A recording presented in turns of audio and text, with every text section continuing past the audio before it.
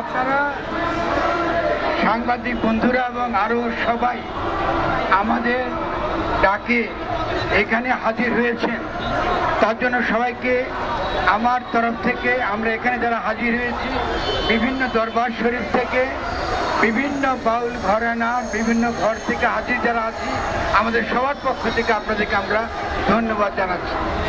আজকের এইখানে দাঁড়ানো আমাদের জন্য অত্যন্ত কষ্টের এবং ক্ষোভের, কারণ গণ অভ্যুত্থানের পরে তার যে বার্তা আমরা লড়াই সংগ্রামের মধ্য দিয়ে দিয়েছি সেটা হলো ব্যক্তির অধিকার এবং ব্যক্তির মর্যাদা এবং তার মত প্রকাশের স্বাধীনতা। এই ব্যক্তির অধিকার, ব্যক্তির মর্যাদা ক্রমাগত 5ই আগস্টের পর থেকে হরণ করা হয়েছে। এর আগে আমরা এক ধরনের ফ্যাসিস্ট শক্তিকে দেখেছি, ফ্যাসিস্ট শক্তির নেতৃত্বে ফ্যাসিস্ট রাষ্ট্র ব্যবস্থা গড়ে ওঠা দেখেছি। সেটা ছিল সেকুলার, তারা তাদেরকে সেকুলার বলে দাবি করত, জাতিবাদী বলে দাবি করত। আমরা আরেক ধরনের ধর্মীয় জাতিবাদ দেখছি, এটা কিন্তু ধর্মীয় ফ্যাসিজম। এই ধর্মীয় ফ্যাসিজম প্রথম দিন থেকে 5ই আগস্টের পর থেকে মাজার ভাঙার মধ্য দিয়ে তাদের যাত্রা শুরু করেছে। আমরা বারবার এর প্রতিবাদ জানিয়েছি, সরকারকে জানিয়েছি, আমাদেরকে কতল করবারও হুমকি দেওয়া হয়েছে। আমার বিরুদ্ধেও নানা ধরনের প্রচার তারা চালিয়েছে। আমরা সরকারকে বলেছি যে আপনাদের যে চেষ্টা, আপনারা এই গণ অভ্যুত্থানের পরে জনগণের কাছে আপনাদের যে অঙ্গীকার, সে অঙ্গীকার যদি আপনারা রক্ষা করতে চান তাহলে সবচেয়ে গুরুত্বপূর্ণ হলো মানুষের ব্যক্তির মর্যাদা, ব্যক্তির অধিকার, তার কথা বলার অধিকার, তার সাংস্কৃতিক অধিকার, তার বিভিন্ন বিষয়ে তার মত দেবার অধিকার নিশ্চিত করা। কিন্তু এতদিন যাওয়ার পরেও যে ঘটনা আবুল সরকারকে নিয়ে হয়েছে, এটা আমাদের কাছে আর গ্রহণযোগ্য নয়। আমরা সরকারকে বলতে চাই, আপনাদেরকে আমরা যথেষ্ট সময় দিয়েছি এবং আমরা যখন আপনারা ইতিবাচক ভূমিকা পালন করেছেন, ফকির লালন শাহকে যখন জাতীয়ভাবে মর্যাদা দিয়েছেন, আমরা আপনাদের পেছনে থেকেছি, আপনাদেরকে অভিনন্দন জানিয়েছি। সমগ্র বাংলাদেশের ফকির, বাউল, সাধু, সন্ত, বৈষ্ণব, সুফি প্রত্যেকেই আপনাদেরকে অভিনন্দন জানিয়েছি। এই অভিনন্দনে, এই কৃতিত্ব আপনারা কিভাবে কলঙ্কিত করলেন আবুল সরকারকে গ্রেফতার করার মধ্য দিয়ে। আবুল সরকার প্রত্যেকটা আন্দোলনের সঙ্গে প্রথম থেকে আমাদের সঙ্গে যুক্ত। তিনি শহীদ মিনারের অনুষ্ঠান থেকে শুরু করে কেন কোনো প্রতিবাদ সভা নাই, এমনকি শাহী দরগায় যখন আপনারা বট গাছ কেটে ফেলেছিলেন তিনি আমার পাশে ছিলেন। আপনারা তাকে গ্রেফতার করে নিয়ে যাওয়ার মানে আমাকে আপনারা গ্রেফতার করেছেন। আমি এটা মেনে নেব না, এটা পরিষ্কার থাকতে হবে। স্বরাষ্ট্র উপদেষ্টা আমাদের বন্ধু মানুষ, তাকে আমি নিঃসন্দেহে মনে করি তিনি আমার কথা শুনবেন। আবুল সরকারকে যখন এসবি বা গোয়েন্দা পুলিশ নিয়ে যায়, তিনি আমাকে ফোন করেছিলেন। আমি তৎক্ষণাৎ আপনাদেরকে বলেছি, যদি আপনারা নিরাপত্তা সংক্রান্ত বিষয়ে আপনাদের কোনো উদ্বিগ্নতা থাকে তাহলে তাকে নিরাপত্তা হেফাজতে নিতে পারেন, কিন্তু আপনারা আমাকে কথা দিয়েছিলেন তার বিরুদ্ধে কোনো মামলা হবে না। এই মামলা দেবার মধ্য দিয়ে আপনারা বাংলাদেশের লুটেরা, মাফিয়া শ্রেণী যারা প্রশাসনকে নিজের নিয়ন্ত্রণে রাখবার জন্যে দম্ভ ভরে বক্তৃতা দেয়। আপনারা তাদের নির্দেশে আজকে আবুল সরকারকে তার বিরুদ্ধে মামলা দিয়েছেন। যারা মনে করেন যে প্রশাসনকে নির্বাচনের সময় তাদের অধীনে থাকতে হবে, এটাকে যারা গণতন্ত্র বলেন এবং সেই গণতন্ত্রের নমুনা দেখাবার জন্য আপনারা প্রশাসনকে দিয়ে যারা আবুল সরকারকে আপনারা মামলা দিয়েছেন, আমরা আপনাদেরকে চিনে ফেলেছি। আজকে আমরা অতি সংক্ষিপ্ত এই সভা ডেকেছি। আমরা এই ঘটনা নিয়ে আমরা কোনো বড় ধরনের কিছুই করতে চাই না, কারণ সরকার আমাদেরকে প্রতিশ্রুতি দিয়েছেন যে তারা এতকাল যে উগ্র সাম্প্রদায়িক এবং ধর্মবাদী ফ্যাসিস্ট শক্তিকে প্রশ্রয় দিয়েছেন, তারা স্বীকার করেছেন যে তাদেরকে মোকাবেলা করার কোনো ক্ষমতা তাদের নাই। এটা দুঃখজনক। যদি তাই হয় তাহলে আগামী দিনে বাংলাদেশের পরিস্থিতি কি হবে এটা আপনারা অনুমান করতে পারেন। আপনারা আমি দেখেছি আবুল সরকারের অত্যন্ত নিরীহ ভক্ত, তাদেরকে পিটিয়ে আপনারা পুকুরে নামতে বাধ্য করেছিলেন, তাদেরকে আপনারা আহত করেছেন, আপনারা তাদের ক্ষতি করেছেন। আমি প্রশাসনকে বলবো যারা এই কাজ করেছে তাদের ভিডিও আছে, তাদেরকে আমরা চিনি। যখন তাদেরকে গ্রেফতার করবেন তারা কোন রাজনৈতিক দলের সদস্য এটা এই দেশের নাগরিকরা, এই দেশের জনগণ এটা তারা বুঝতে পারবেন। ফলে আপনারা যদি আগামী নির্বাচন সামনে রেখে খেলা করেন, এই দেশের জনগণ আপনাদেরকে ক্ষমা করবে না। এর আগে শেখ হাসিনার আমলে বাউল, ফকির, খ্রিস্টা, কাদেরিয়া বিভিন্ন ঘরানার যারা সুফি দরবার শরীফের মানুষের উপর অত্যাচার হয়েছে, অনেক রকম নির্যাতন হয়েছে, আমরা সেটা দেখেছি। আমরা আশা করেছিলাম যে এই সরকার আসার পরে এই নির্যাতন বন্ধ হবে, কিন্তু উত্তরোত্তর এই নির্যাতন বেড়েছে। আমি শুধু নির্যাতন করিনি, আগামী নির্বাচনের আগে একটা বিশেষ পরিস্থিতি তৈরি করবার জন্য আবুল সরকারকে গ্রেফতার করা হয়েছে এবং তার অত্যন্ত নিরীহ ভক্তদের সেখানে পেটানো হয়েছে, আহত করা হয়েছে। আমরা সরকারকে এই ব্যাপারে সতর্ক করে দিতে চাই। এর আগে আপনারা যারা আমার বক্তব্য শুনেছেন, আমি বারবার বলেছি বাংলাদেশে যারা মাজার হামলা করে তারা ইহুদিদের চর, এরা মোসাদের এজেন্ট। এরা কেন এটা করে? কারণ ইহুদি তত্ত্ব, ইহুদিবাদ চায় যে যেখানে যেখানে সেটা প্যালেস্টাইন হোক, আরব দেশে হোক, সেখানে ইসলামের ইতিহাসকে তারা মুছে ফেলতে চায়, তারা স্মৃতিকে মুছে ফেলতে চায়।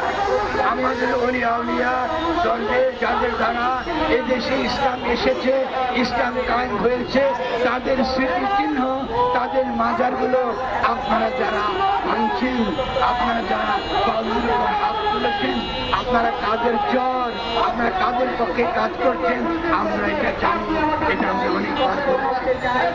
আপনারা বাংলাদেশকে আজকে আন্তর্জাতিকভাবে যেভাবে ছোট করেছেন, আপনি বাংলাদেশের সম্পর্কে সারা দুনিয়ার মাধ্যমে আজকে বলা হচ্ছে ডক্টর ইউনূস যেখানে আছেন সেখানে এইভাবে বাউলদেরকে পিটিয়ে আপনার পানিতে ফেলে দেওয়া হয়, কিছুই না, শুধু তাদের আজকে আপনি কি মনে করেন এই রাষ্ট্রের কোনো মর্যাদা, বাংলাদেশের কোনো মর্যাদা আন্তর্জাতিক ক্ষেত্রে আছে? এটা দেখিয়ে ভারতে প্রচার করা হয় দেখো ইসলাম কত খারাপ, দেখো ইসলাম কিরকম নষ্ট ধর্ম। এরপরে তারা মুসলমানদেরকে আক্রমণ করে, এরপর গিয়ে তারা কাশ্মীরে গিয়ে তারা নির্যাতন করে, তাদেরকে হত্যা করে, কারণ মুসলমান সর্বত্র যোগ্য। এর আগে সন্ত্রাসের বিরুদ্ধে অন্তর্যুদ্ধে মার্কিন যুক্তরাষ্ট্রের নেতৃত্বে আমরা দেখেছি কিভাবে কেউ ইসলামের পরিচয় দেওয়ার ফলে তাকে সন্ত্রাসী বলে তাকে বিভিন্ন রকম অভিযোগে অভিযুক্ত করে তার উপর অত্যাচার হয়েছে। এখন সেই একই কায়দা শুরু হয়েছে বাউলদের উপর আক্রমণ চালানোর মধ্য দিয়ে, মাজারকে আঘাত করার মধ্য দিয়ে। এটা আমাদের কাছে গ্রহণযোগ্য নয়, এটা কোনো নাগরিকের কাছে গ্রহণযোগ্য হতে পারে না। আমরা আজকে বারবার বলেছি যে 4 ঘন্টার ভিডিও যেটা আছে আপনারা যে কেউ দেখতে পারেন। আমাদের এখানে দীর্ঘ সাংস্কৃতিক ঐতিহ্য, পালা একটা সাংস্কৃতিক ফর্ম। এর মধ্যে দুই পক্ষ বিভিন্ন পক্ষাবলম্বন করে তর্ক বিতর্ক করে। আমি আইন শৃঙ্খলা বাহিনীর যারা দায়িত্বে আছেন তাদেরকে বলেছি, যদি আমার সরকারের কোনো ভাষা কোনো বক্তব্যে আপনাদের কাছে খারাপ মনে হয়, কষ্ট পেয়ে থাকেন, আমরা সমস্ত বাউল ফকির ধর্মীয়দের পক্ষ থেকে ক্ষমা চাইছি। যদি সে ভুল সেটাও আমরা বলেছি যে যদি তিনি করে থাকেন, আমি মনে করি তিনি করেন নাই, এটা পালা গানে এটাকে বলা হয়। আমি ঠিক যে ভাষাটা তাদেরকে বলেছি সেটা হলো, এটাকে বলা হয় থিয়েট্রিক্যাল পারফরমেন্স।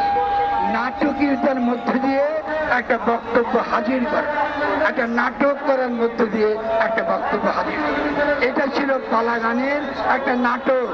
আপনার সেই নাটকও বুঝতে পারেন না।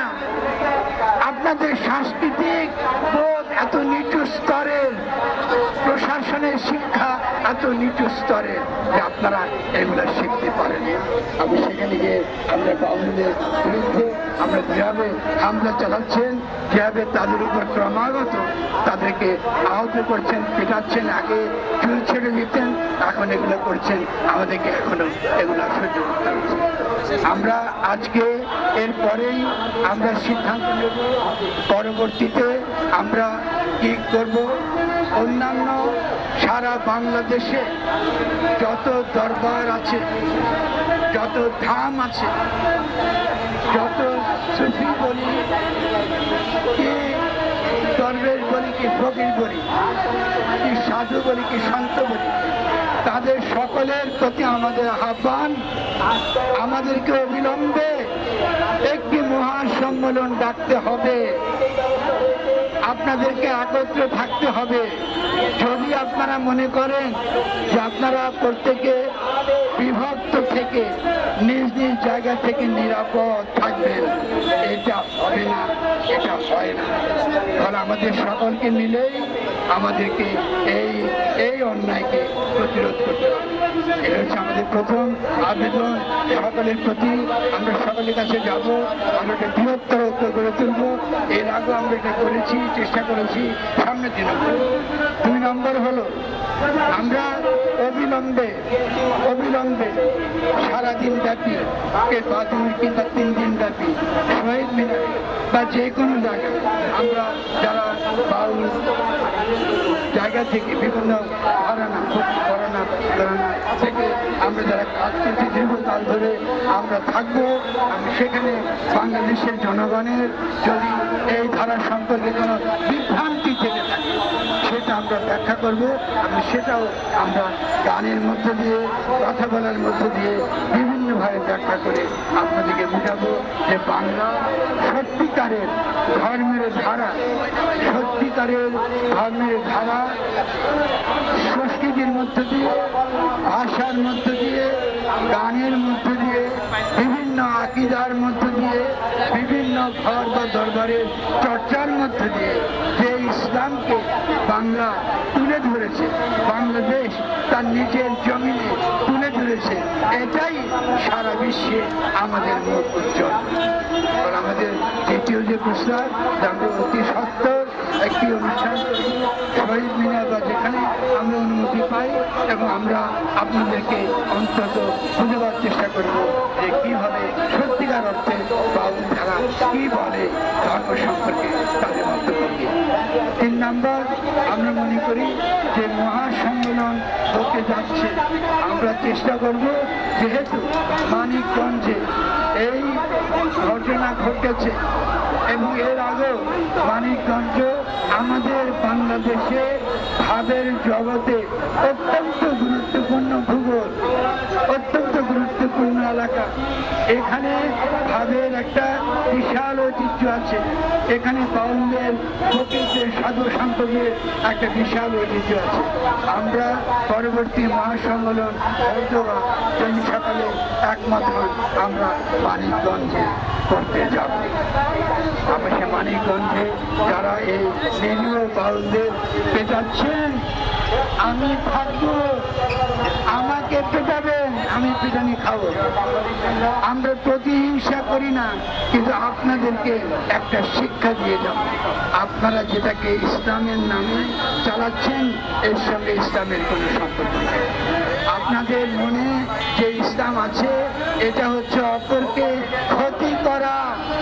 আপনি নিজা মনে করেন ঠিক, এটাই মনে করতেছেন কোরআনে আছে, এটাই ভাবতেছেন হাদিসে আছে, এগুলো নাই। ফলে আপনারা যারা রাজনৈতিক স্বার্থে বাংলাদেশকে বিশৃঙ্খল করবার জন্য, বাংলাদেশকে আরো গভীর প্রভাব করে ফেলবার জন্য চক্রান্ত করছেন, আপনারা সাবধান হয়ে যান। চক্রান্ত চিরদিন লুকায়িত থাকেন। আমরা আশা করব এই সমস্যার সমাধান আমরা সকলে মিলে করব, কথাবার্তা, তর্ক বিতর্ক, আলাপ আলোচনার মাধ্যমে। সহিংসতা ইসলামের পথ নয়। যারা নিরীহ মানুষের উপর জুলুম করে, যারা সহিংসতা করে, তারা কখনোই রাসূলের উম্মত হিসেবে নিজেকে দাবি করতে পারে না। ফলে আমি আপনাদের সকলকে অনুরোধ করব যে আজকে যেভাবে আমাদের যে ঐতিহ্যের বিরুদ্ধে একটা শক্তিশালী ধর্মবাদী ফ্যাসিস্ট ধারা হামলা করছে, আমাদের সঙ্গে থাকুন, আমাদের সঙ্গে এই লড়াইটা চালিয়ে যান। রাজনৈতিক দলগুলিকে বলবেন, এনসিপি থেকে শুরু করে বিএনপি এবং জামাত, আপনাদেরকে বলবো, আপনারা ভোটের জন্য যদি অন্যায়ের বিরোধিতা না করেন, আপনারা যদি জালিমের পক্ষে থাকেন, আপনারা ভাববেন না যে দেশের জনগণ জালিমের সহযোগিতায় ভোট দিয়ে পরবর্তীতে নির্বাচন করবে। এই লড়াই জালিমের বিরুদ্ধে মুসলিমের লড়াই। জুলাই গণঅভ্যুত্থান ছিল জালিমের বিরুদ্ধে মুসলিমের লড়াই।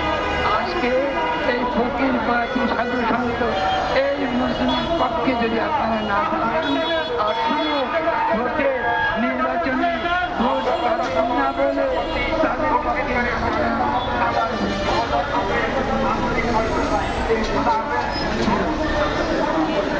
আপনাদের সকলকে ধন্যবাদ। আমরা আশা করি আপনারা এরপরে আমাদের ডাকে সাড়া দেবেন। আমরা